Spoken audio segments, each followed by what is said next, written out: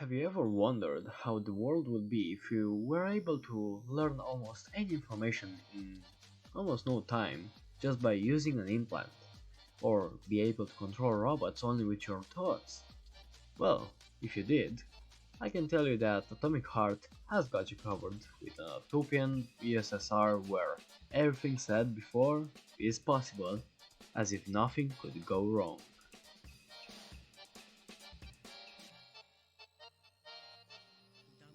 Утомленное солнце нежно с морем прощалось. В этот час ты признался.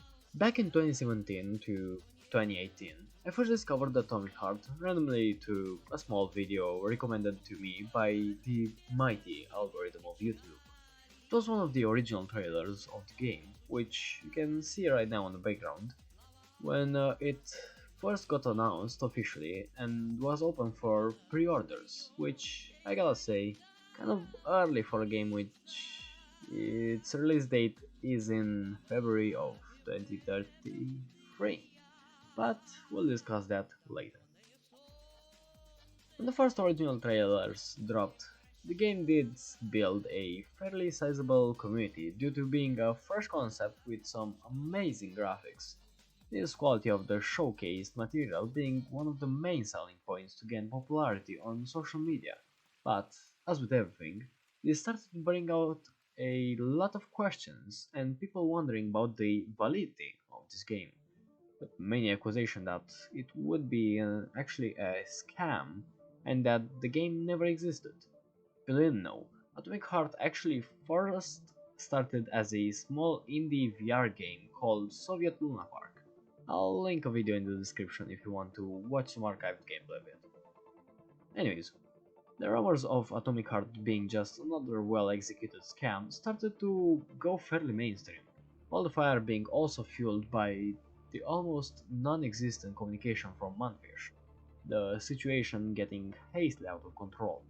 In the end, the developers did finally release a new gameplay trailer in 2019, showing a build of the game that at the moment was exactly up to expectations of the community, and finally confirming that the game was indeed real and that it was going to be more than just a showcase. Even if it was a fairly early development stage, the game showcased some amazing combat mechanics, destructible enemies, some form of quests, and the thing that everyone was expecting, even more wonderful environments in a rundown facility full of robots out of control.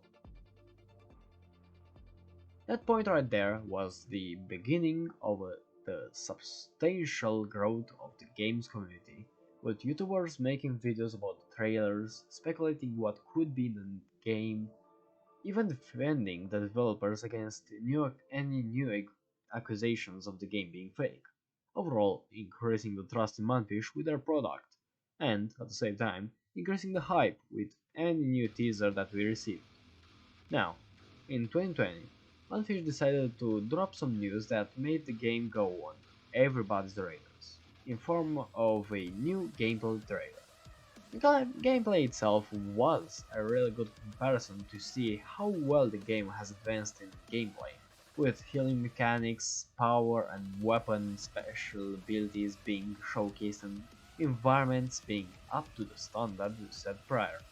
But what exactly was so special with this trailer? Well, the music, because it was announced officially that none other than the famous Mick Gordon would be composing the soundtrack for Atomic Heart.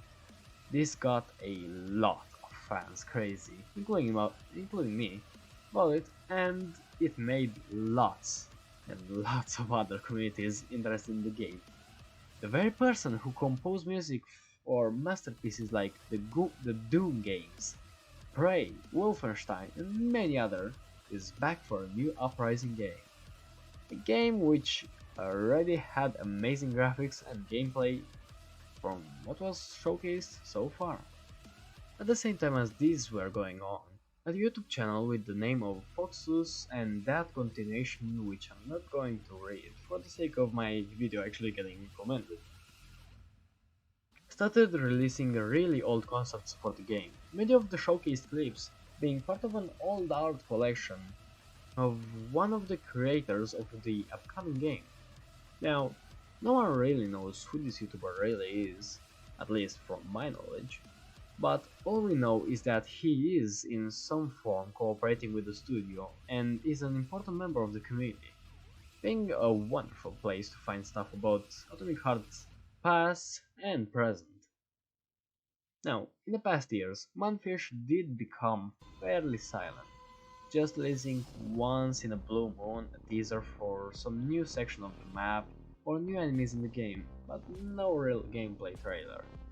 Until earlier this year, when they finally announced the release period for the game with a new trailer showcasing all the new combat, which was expanded on in a later trailer, but that's kind of not important, and presented lots of new characters and story elements. But most importantly, it announced that the game would release in the final quarter of this year. Huh, well, that didn't age quite so well, did it? After months of waiting, they released another trailer saying that the game was delayed. And now we have a definitive release date of 21st of February 2023. Now, could have been worse. Alright, now that we've seen the history of the game, what has it become as for the story and setting? Well, from what we know, the RKGB agent, P3, sent out to stop an incident with the Collective 2.0 neural network, where something has interfered with the system and everything got out of control. The game is set in 1955, but the whole world feels out of its time frame, being in this apparent utopian society where robots have taken basic and harder labor jobs of humans, and where people manage to progress further than ever seen before. One thing I find absolutely interesting are all the creatures, enemies in the game, which are infected with some form of plant, which transforms the people in some form of zombies, which I'm guessing was something made in the hidden laboratories of the USSR, while putting the game in a mist of unknown. But I guess we'll see what will happen when the game fully releases. Only so much is left until that day. Anyways, thank you all for watching this video. It's been a real fun time making all of these videos lately, and I do hope that at least this time YouTube algorithm is siding with me and wants to recommend this video. Anyways, if you did enjoy the video, yeah, I've said like 5 times video already, but you know, it is what it is. Do consider leaving a like and a subscribe, it helps me a ton, but other than that, have a good day and goodbye.